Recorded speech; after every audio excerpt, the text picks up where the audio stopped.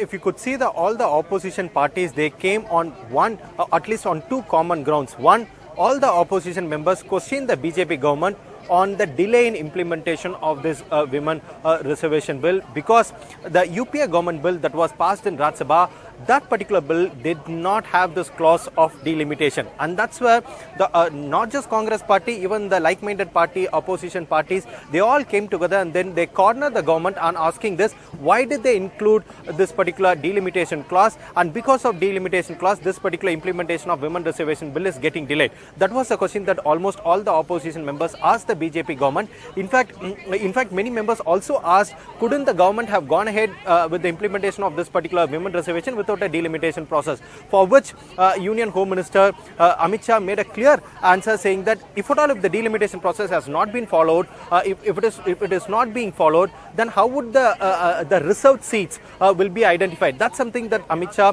the Union Home Minister, pointed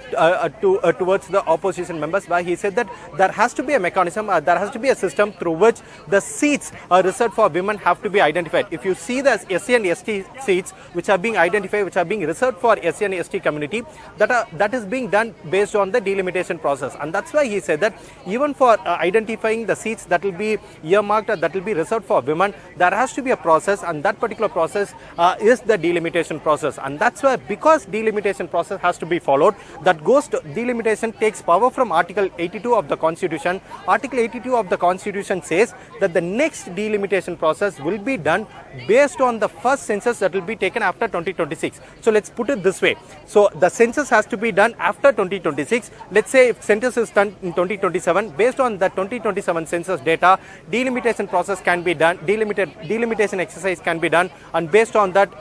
women reservation can be given for 2029 election. So it's a long shot, it's a long drawn process, but the government is defending that such a long drawn process has been initiated in this particular case only to make sure that women reservation is a foolproof mechanism, and that seems to be the answer from the government. Coming to the second question on OBC reservation, because 1/3 of this 33% reservation under the women reservation has been guaranteed for SC and ST community. So the opposition members are asking, if SC and ST communities can be given this reservation, inner reservation in the women reservation bill, then why not OBC? That was the question that was asked by several opposition members, and like again, government gave a very clear answer on this particular question, because